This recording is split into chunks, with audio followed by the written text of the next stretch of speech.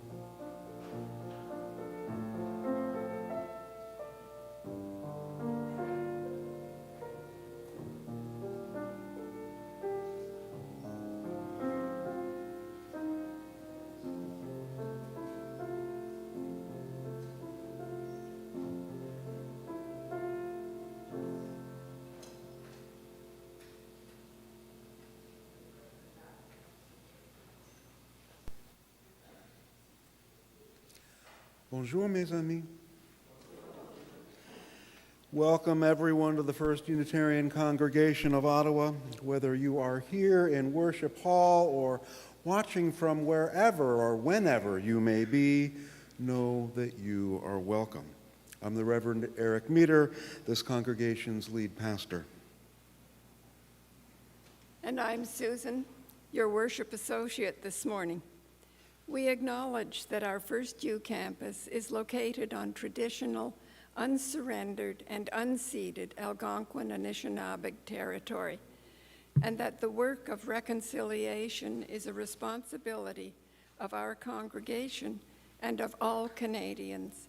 Our goal is to educate ourselves and all those who have the willingness to understand, to be of service to those who are at risk, and to advocate for justice.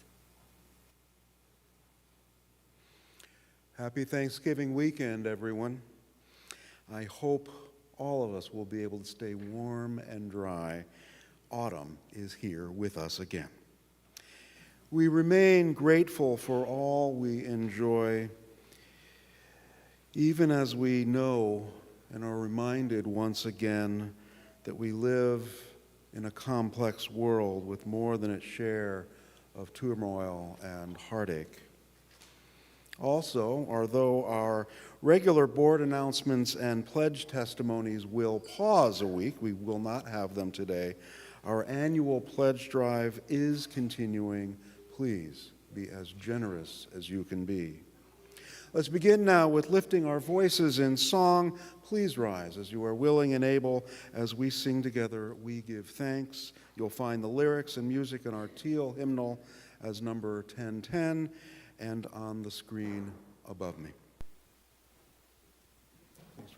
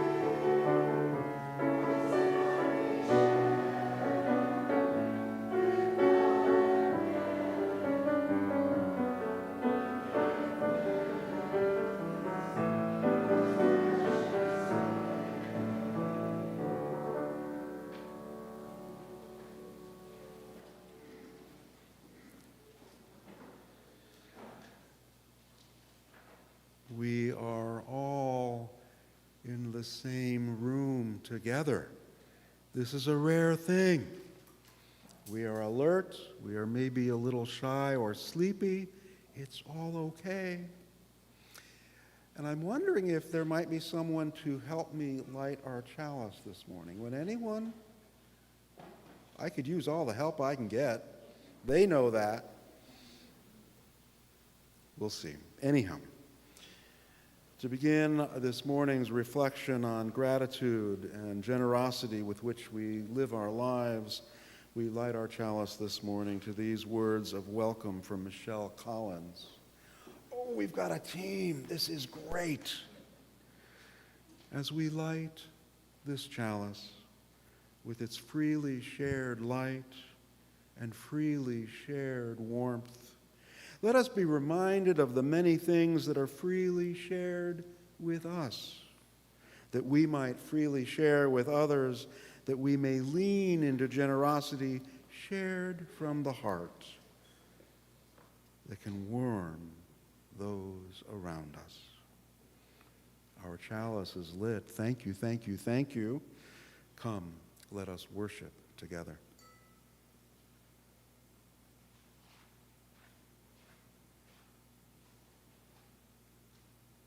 As health challenges continue, do take care and take advantage of online opportunities at FirstU to stay in touch.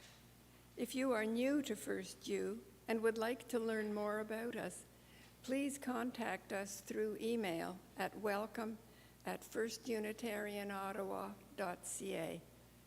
And if you are right here in Worship Hall with us this morning and would like more information about FirstU, it is available from Agnes at the welcome table at the back of the pews. We encourage you to sign up to receive the EUU, our weekly email newsletter, and to check our website, our Facebook and Instagram pages, and our website for notices and updates. Our calendar continues to be as full as ever, and some of our activities still take place online. This morning, each of us is welcome. We of any heritage or faith, whatever our burdens, of any culture or race, of any gender or orientation, in any body, all that we are. Today, we are a part of this spiritual community.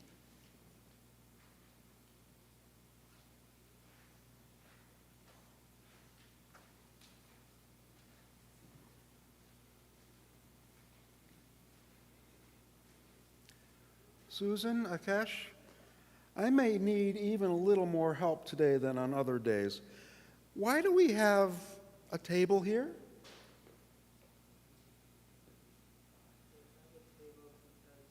Table is where we welcome strangers and guests, so we want to welcome everyone to our table, all our guests in this life. We have a table here as the sign of true hospitality. A table is where we are fed, we are nourished, and where we gather with each other, receiving, giving, sharing. That reminds me of a song that we sing some days. From you I receive, to you I give, together we share, and from this we live. Why do we have a cloth on the table? We have a cloth on the table to remind us the great web of life all our lives create together. We have a cloth on the table to remind us of the great web of life that all our lives create together. We have a cloth on the table because each life is woven into every other life. The cloth is our symbol of the love which binds us, upholds us, and covers us. Thank you, but why do we have a candle on the table? We have a candle on the table like we might put on a candle in the window. It invites people to come and encourage our community. We have a candle on the table because as nights grow longer, the flame reminds us how even a small light is a gift.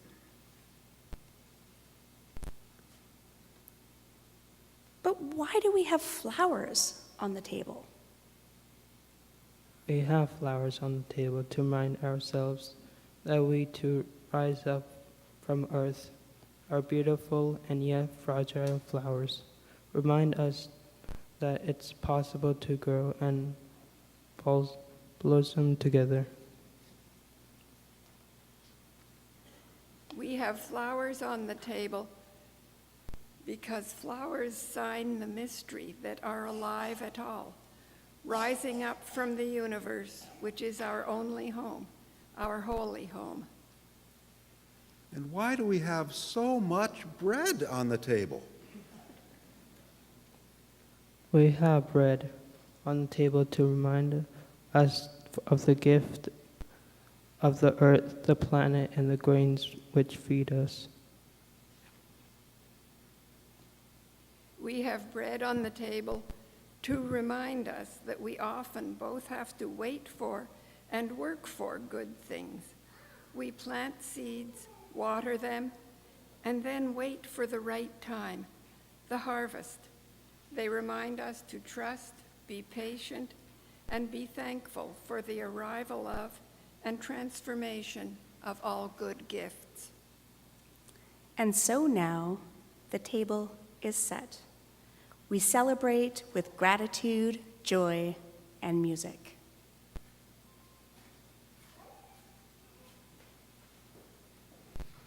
And stories. I've got one to share with you now, and I think there are going to be some helpers, because we know Reverend Eric needs all the help he can get. And this is Bear Says Thanks from Karma Wilson. Let me find the beginning. The story begins with Bear in his cave. Bear listens to the wind. He is bored. And he misses his friends. Perhaps the story is set during the time of COVID pandemic. I could make a big dinner, he says, a feast I could share. But he looks through his cupboard, and the cupboard is bare. Then Mouse stops by with a huckleberry pie, and the bear says, "Thanks."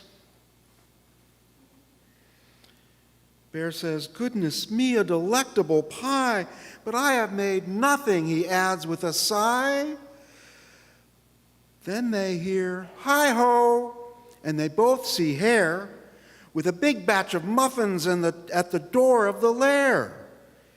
Hare hurries in from the cold rushing wind, and the bear says, "Thanks." "Of course," says the hare as he points to the door, "here comes Badger, and he's got even more." "Brrr," says Badger as he tromps inside. He sets down his pole and he smiles real wide. "I'm back from a stroll at the old fishing hole," and the bear says, "Thanks." Then Gopher and Mole tunnel up from the ground. "We have warm honey nuts, let's pass them around." And there's a flap and a flitter and a flurry in the den when in flutters Owl with Raven and Wren. "We have pears from the tree and herbs to brew tea." And the bear says, "Wait." The bear mutters and stutters, and he wears a big frown. Bear sighs and he moans and he plops himself down. "You have brought yummy treats, you're so nice to share, but me, I have nothing. My cupboards are bare." Mouse squeaks, "Don't fret. There's enough, dear bear. You don't need any food. You have stories to share." And his friends hug him tight. "It will all be all right." And the bear says, "Thanks." They lay out their feast on a quilt on the ground, and the bear takes a seat while his friends gather around. In a cave, in the woods, in a warm, bright lair, the friends feel grateful for their good friend Bear. They pass around platters, they tweet and they chatter, and they all say, "Thanks," and are warmed by the company they share. Thank you all the helpers, all the storytellers.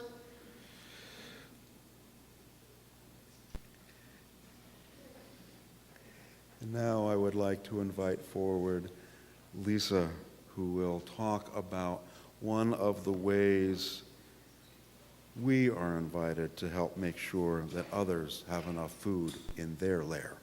Lisa? Good morning.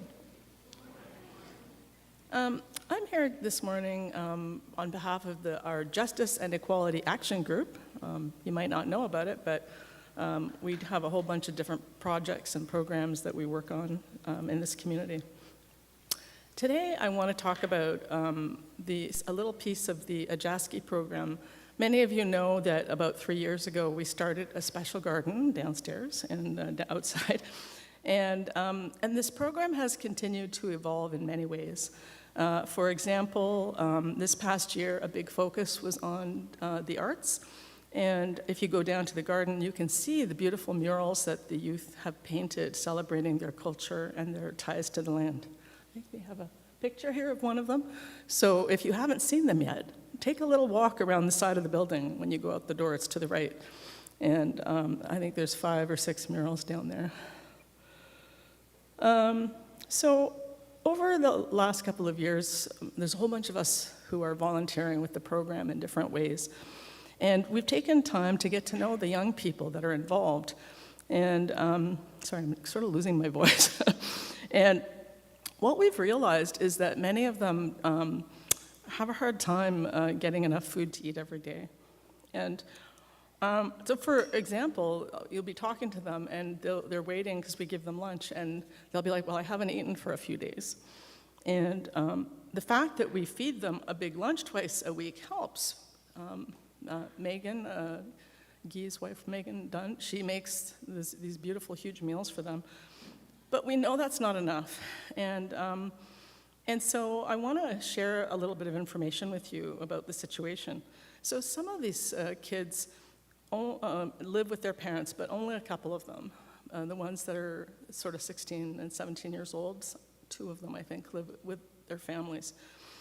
Many of them are living in very precarious housing situations, such as, like couch surfing, or some of them have been recently homeless, and some of them are going in and out of rehab programs. They live on social assistance, which gives them about $600 a month to live on.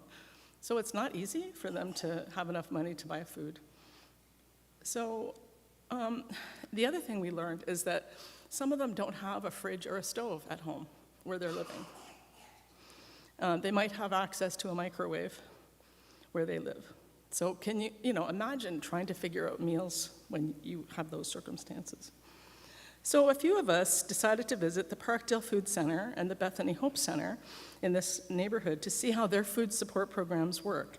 They offer a lot of amazing programs for young people and families. So for example, they have community meals every week. They have at Bethany Hope Center, they have a program where they cook. A bunch of people get together once a month and cook meals, and they freeze them, and then once a week when the young parents come in, they can take them home, like the frozen meals, so they have a meal ready, or a couple of meals. In the spring, we held some discussion groups with our youth in Ajaski to get their ideas about what kind of help they could use. And we started small. We started by creating a food cupboard, and that basically is full of snacks. We do have things like cans of soup and that, but it's mostly snacks they can grab and they can fill their bags and take with them. But then we decided to start a new pilot project this summer, and the idea was to give them some grocery support, because a lot of the food security programs have some kind of a grocery support aspect. And by the way, we are applying to become one of the affiliates with the Ottawa Food Bank, so that eventually, but it's quite a process to get in that, and so we hope by next year we will be part of that. So what we did for this pilot project is every 2 weeks, the youth are invited to send me a text message, because I basically send them all a text message, and I say, I'm going to the grocery store, what do you want? And they're allowed to ask for 3 things. We didn't put any rules in because we didn't want to judge them for the choices they would make for food, and we're trying to establish like a trusting relationship with them. So, a couple of them would order like a bag of chips, and but most of them, and some of them are in situations where they're trying to cook, most of them were ordering different types of food items for meals. For example, one boy wanted a can of peas, and someone wanted tuna, a can of tuna. We often get requests for cheese because cheese is expensive. And they ask for things like, oh, thank you. That's very much appreciated. And they often ask for a frozen pizza. Some of them have asked for hamburger because they do want to try to cook at home. One 16-year-old girl asked for sugar cookies. And she said, it's just my favorite, and I haven't had them for a long time. And so I got to know her, and I found out she was living with her family. And I said, well, maybe you could ask your mom what she thinks would be good.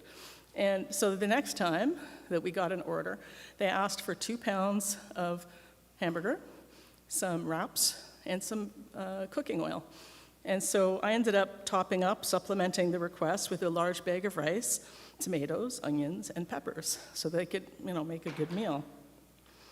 So this is the kind of thing we're looking at, and we want to know if there's anybody who'd like to help, so that we can grow and expand the program and support it. So first of all, we need reusable grocery bags. So you know how you go to the store and you forget to bring a bag, so then you buy another one.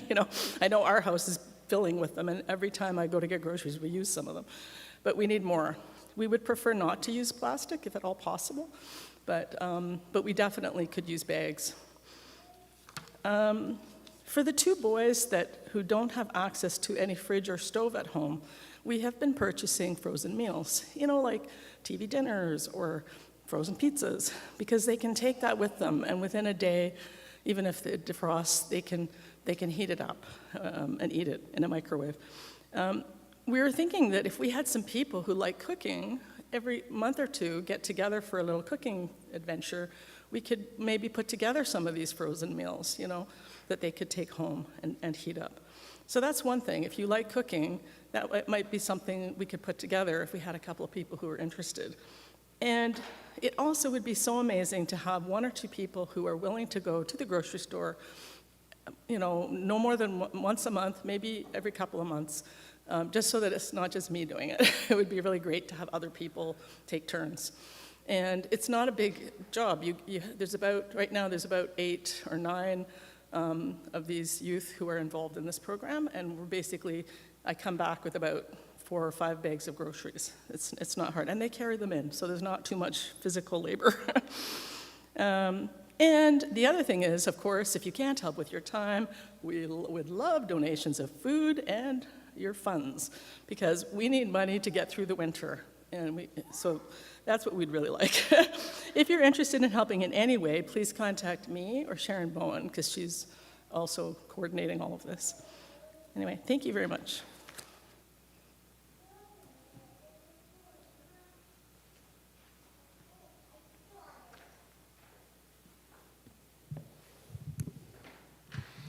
Thank you, Lisa, and thank you, Dave, for your thoughtfulness.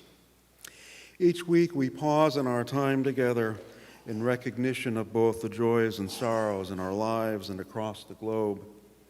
We honor our celebrations and challenges by placing stones in bowls of water. As the ripples extend outward, we imagine them continuing out beyond the small bowls, out through and past our pews, out into the larger community of all.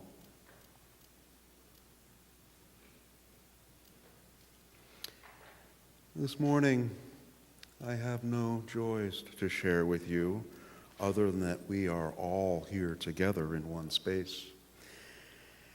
I wish we had bowls large enough so that I could hurl as many stones as I could carry into them, or a boulder or two, anything that would quench the violence taking place in Gaza and Israel right now, to stop Hamas and Netanyahu in their tracks and let cooler heads, because there are cooler heads, prevail.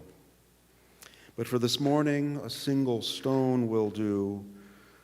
I'm sure we'll be discussing the recent violence amid the long-lasting tensions there in the weeks to come. So please come forward now to share any joys and sorrows you have by placing a stone in either of these bowls of water.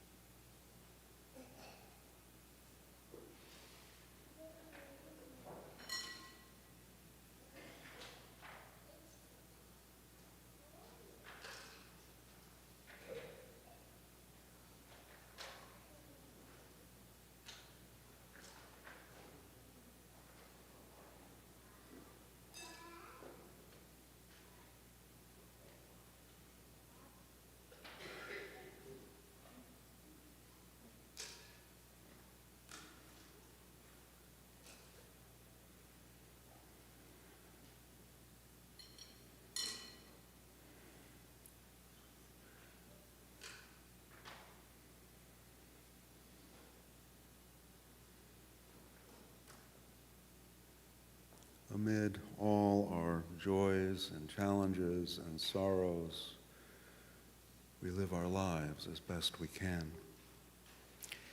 This morning, we have one caring card for us to sign for Rabbi Liz and the congregation, or Hanashama, who uses our space. A card of sympathy with them is at the back of the hall for us to sign this morning.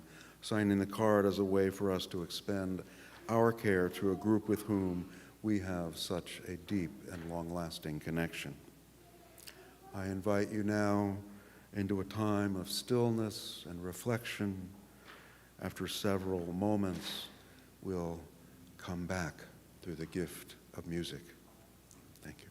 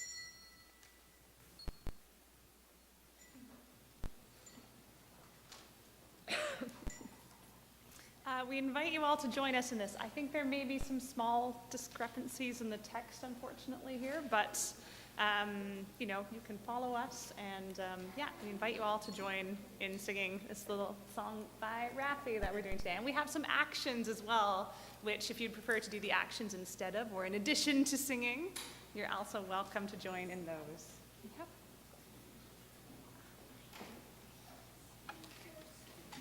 Okay, just a sec. After the song, okay?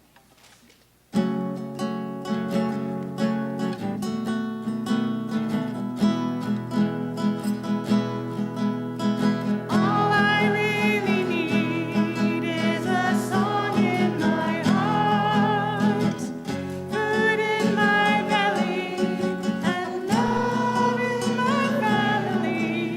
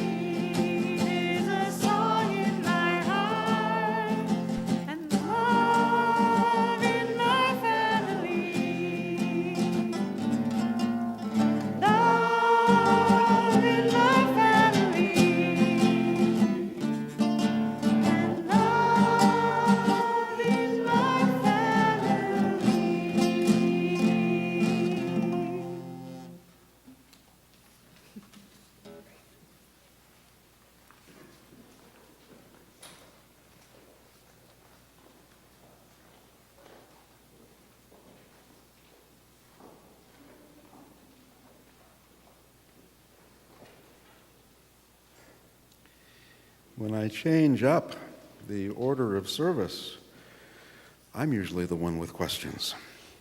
Thank you, that was a great song. And, you know, I knew of Rafi. Before I came here, I didn't know that he was from Canada.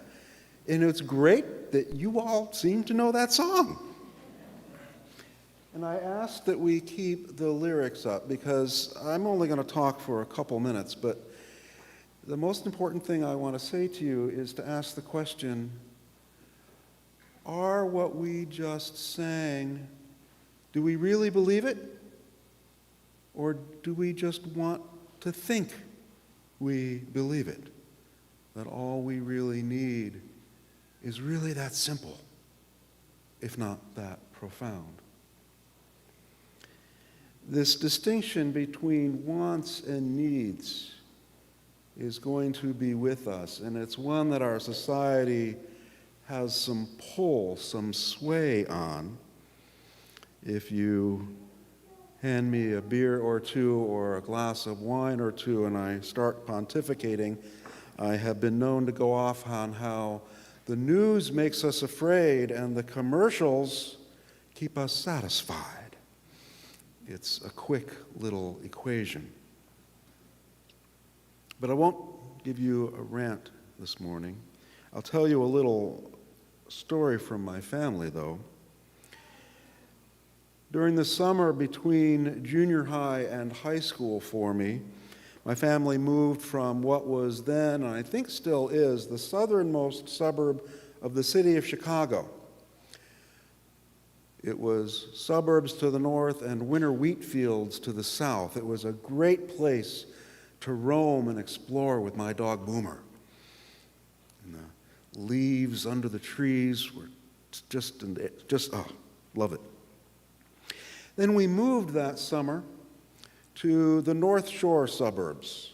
We went from a blue-collar town to a very upper-middle-class town. My neighbors were sons and daughters of lawyers and doctors. And my brother, being younger than I, went to the local junior high, which was in a very exclusive, a bit snooty town, if I can call it that, called Bannockburn. And the first day of my brother's time in their junior high, he came home in tears because he had been bullied mercilessly for wearing Sears tough-skin jeans rather than Lee's or Levi's. Had the wrong brand of the uniform. My parents told him, be strong, stand your ground, and be proud of who you are.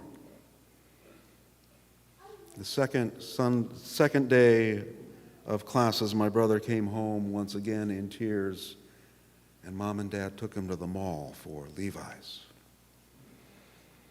As the older brother, I couldn't protect my brother Glenn.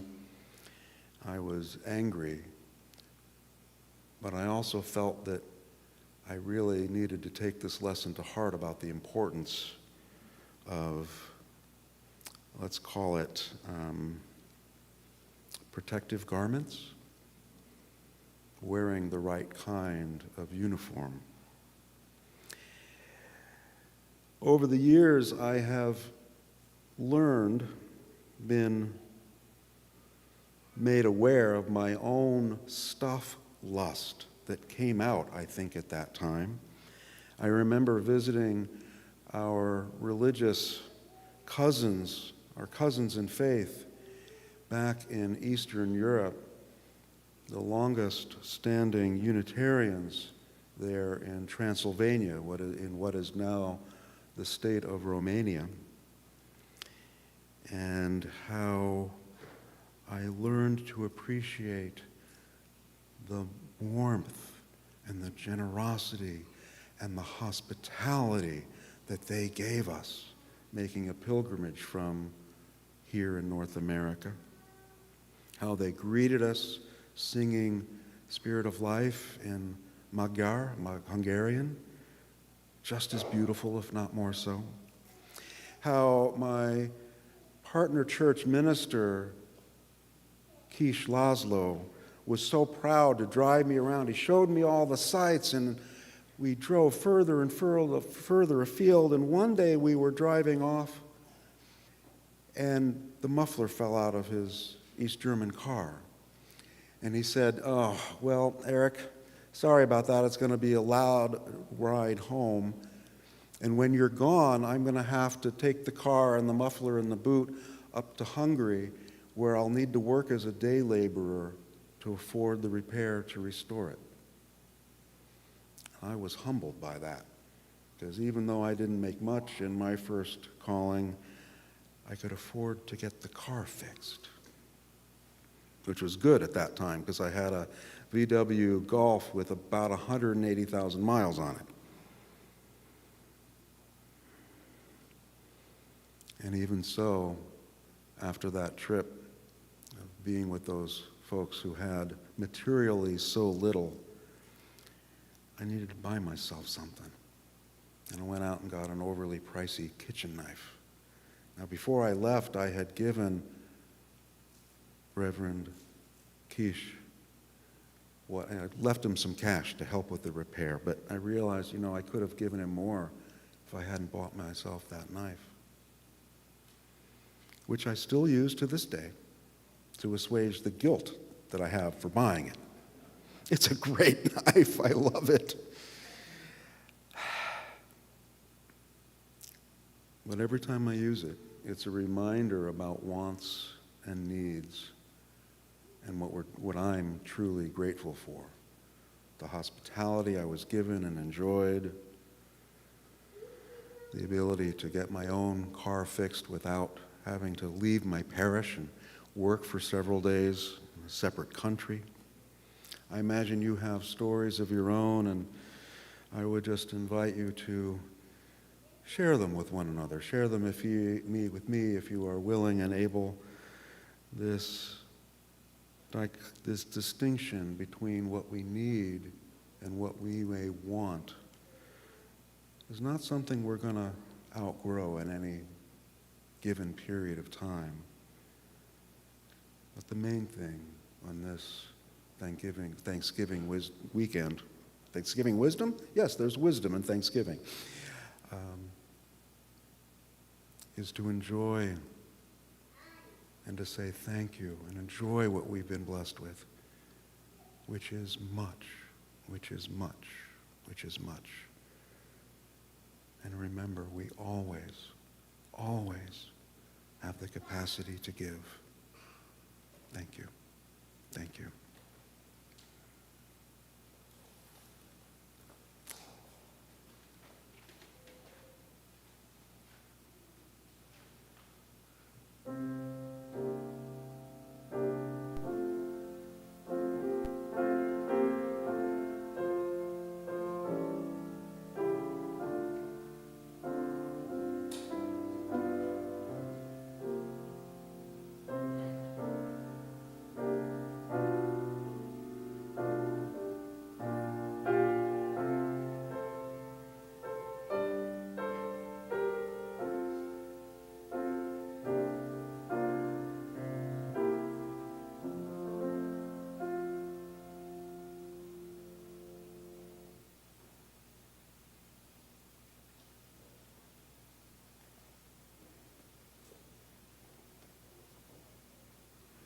I invite the ushers to start passing the offering baskets now.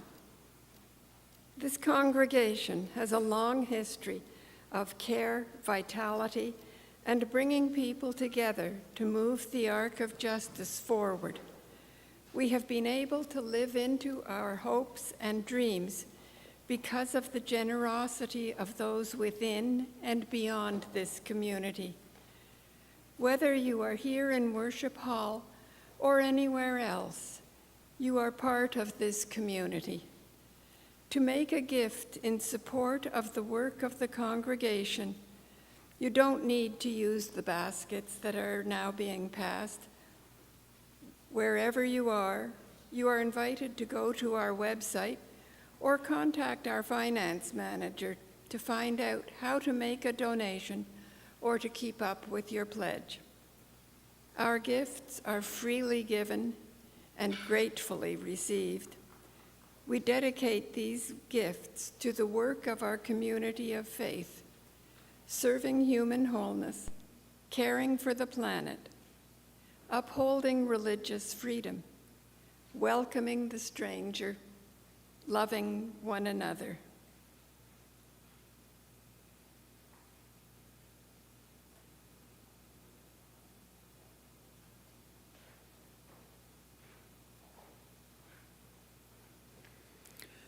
The bread you brought forward has been returned, transformed. And Jen, we didn't work this out. Did you get some? Get some first. Get some first. Because she'll be playing when it's our turn to come forward and take a piece of bread, take two. I think we've got plenty. There is gluten-free bread that should be clearly labeled as such. We asked you to bring bread, and you did. This is your bounty. This is our bounty. This is a symbol of what we give and receive to and from one another. What looks good, Rennie? Oh, I'm not making it easier.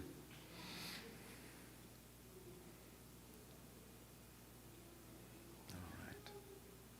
Please, as Jen begins playing, please come forward. Let's enjoy the bounty we've created for one another.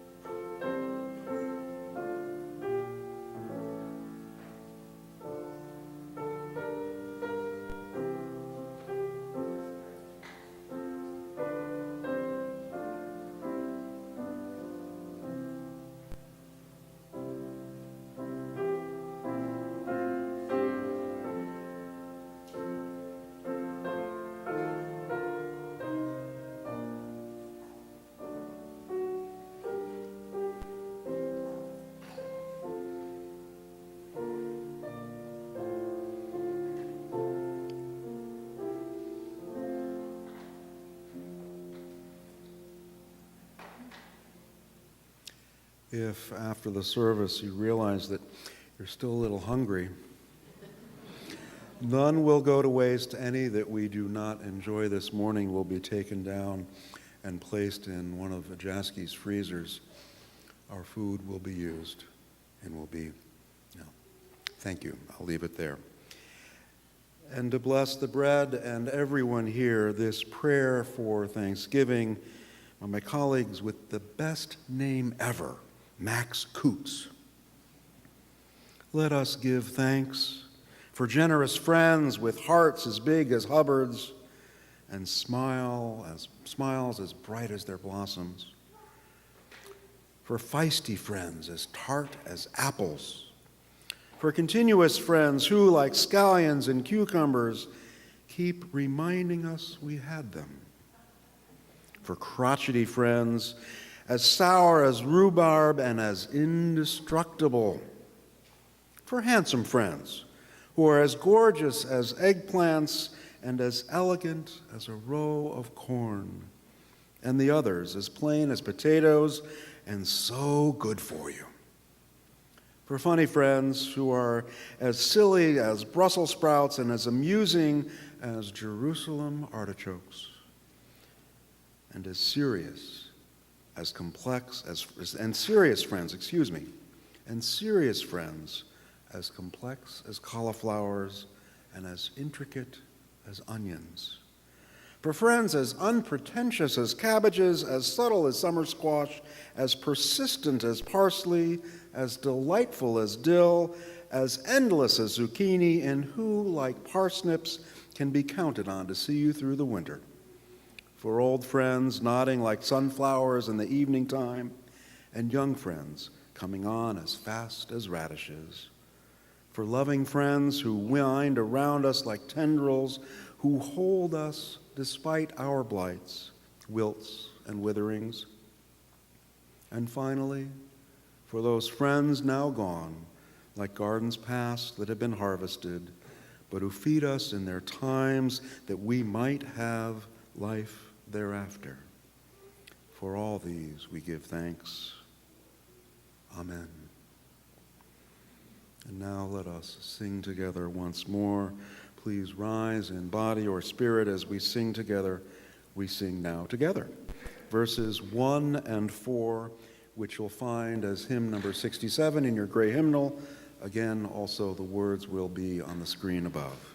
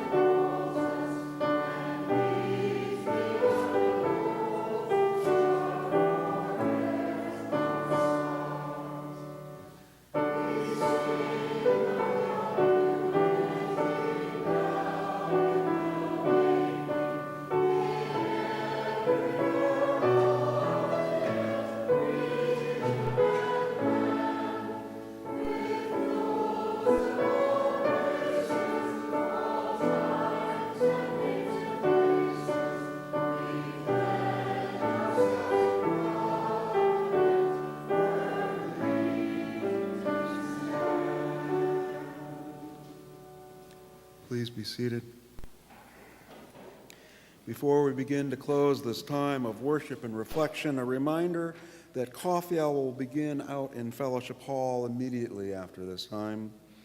If you are here for the first time or you have been here before but still feel a little new, we invite you to pick up a green mug. My prop is hiding from me. The green mugs hold more. Trust me on that.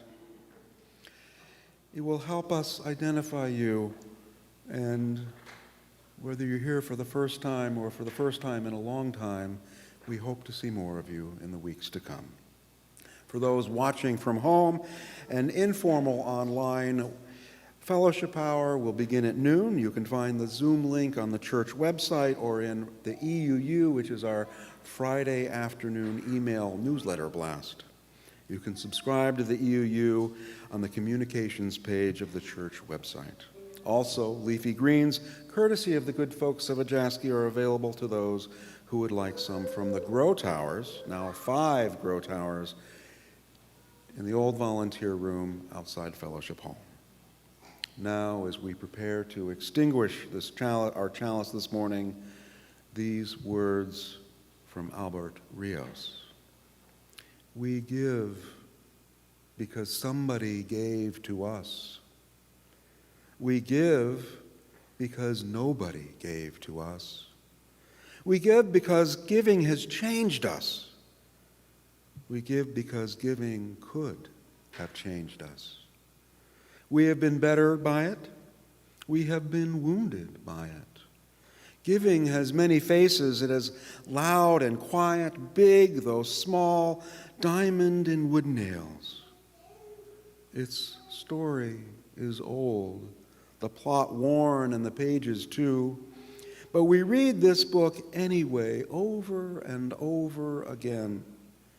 Giving is, first and every time, hand to hand, mine to yours, yours to mine.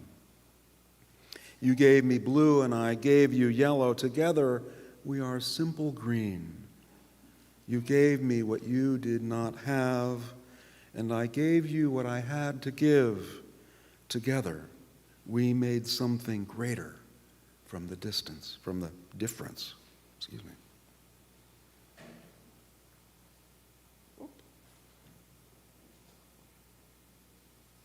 Different technology at work. Oh, the other was hiding. This morning's chalice is extinguished, but the spark of our connections and faith remain. And now let us, as we always close our services, sing together Spirit of Life, first in English and then in French. Jen?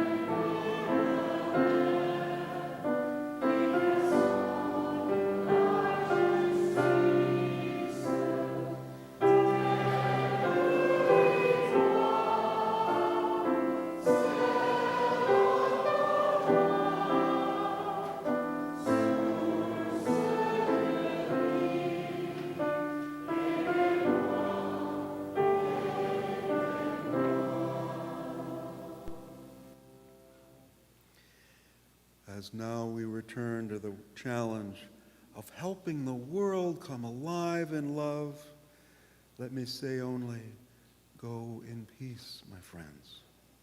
Go in peace.